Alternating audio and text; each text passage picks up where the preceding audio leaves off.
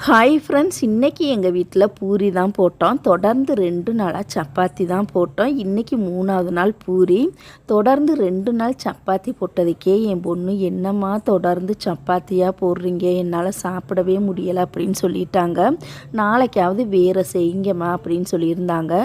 ஆனால் இன்றைக்கி 3வது நாள் பூரி வேறு. என் பொண்ணு இப்போ டியூஷன் போயிருக்காங்க. கரெக்டாக 8 மணிக்கு தான் வருவாங்க. வந்தோடனே இந்த பூரியை பார்த்தோன்னே என்ன செய்ய போகிறாங்க, சாப்பிடுவாங்களோ இல்லை சாப்பிட மாட்டாங்களோ எதுவுமே எனக்கு தெரியாது. கத்த போகிறாங்க, அது மட்டும் நல்லா தெரியுது. ஏன்னா தொடர்ந்து 2-3 நாளாக வெளியில் அலைச்சல் ஓவராக இருந்தனால மாவு வேற நான் அரைக்காமல் விட்டுட்டேன். ஆனால் என் பையனுக்கு பார்த்திங்கன்னா தொடர்ந்து 10 நாள் சப்பாத்தி போட்டால் கூட அவன் சாப்பிட்ருவான். பூரி நாங்கள் 2 மாதத்துக்கு ஒரு முறை அந்த மாதிரி தான் போடுவோம். பூரி அதிகமாக சேர்த்துக்க மாட்டோம். சப்பாத்தி மட்டும் பார்த்திங்கன்னா வாரத்தில் ஒரு 4 நாள் சப்பாத்தி கண்டிப்பாக சேர்த்துருவோம். இன்றைக்கி உருளைக்கிழங்கு, அந்த பீன்ஸ், கேரட் எதுவுமே இல்லை. வெறும் தக்காளி, வெங்காயம், பச்சை மிளகாய் மட்டும் போட்டு சிம்பிளாக ஒரு குருமா வச்சாச்சு.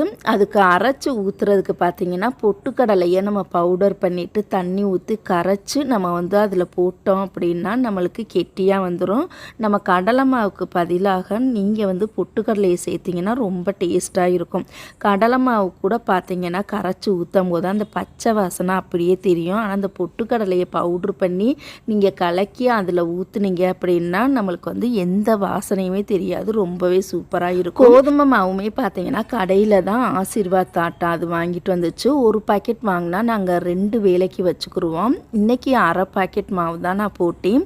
குட்டி குட்டி உருண்டையாக உருட்டுனனால இன்றைக்கி பார்த்தீங்கன்னா நிறையா உருண்டை வந்துருச்சு. நாங்கள் 3 பேருமே பார்த்தீங்கன்னா ஆளுக்கு 3 பூரி தான் சாப்பிட்டோம். அதுக்கு மேலே சாப்பிட முடியாது, திகட்டிரும். மீதி பூரி மிச்சம் இருந்தது. அப்புறமா குயிக்காக எங்கள் அம்மாவுக்கு நான் ஃபோன் பண்ணி, இப்போ நீங்கள் சாப்பிட்றதுக்கு நீங்கள் என்ன பண்ணீங்கன்னு கேட்ட போதும் நான் எதுவுமே செய்யலை, எங்களுக்கு பசிக்கலை, நாங்கள் படுத்துட்டோம் அப்படின்னு சொன்னாங்க.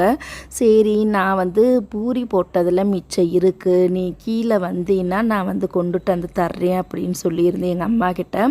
அவங்களுமே கீழே கேட்டுக்கிட்ட நின்னாங்க. அப்புறம் நானுமே பூரி, குருமா 2யுமே கொண்டுட்டு போய் கொடுத்துட்டேன். அவங்களுமே கொண்டுட்டு போயிட்டாங்க. பூரிக்கு எப்படி தேய்க்கணும்னு பார்த்தீங்கன்னா ரொம்ப கட்டையாகவும் தேய்க்கக்கூடாது, ரொம்ப மெல்லிசாகவும் தேய்க்கக்கூடாது. நார்மல் அளவில் தேய்ச்சாதான் நம்மளுக்கு எல்லா பூரியுமே நல்லா புஷ்ஷுன்னு பால் மாதிரி வரும். இப்போ நான் போட்ட எல்லா பூரியுமே நல்லா புஷ்ஷுன்னு தான் வந்துருந்துச்சு. சாப்பிடும்போது பார்த்தீங்கன்னா அப்படியே நல்லா சாஃப்டாக இருக்கும். ரொம்ப மொறுன்னு வேக விட்டோம் அப்படின்னா அது சாப்பிடும்போது நல்லா இருக்காது.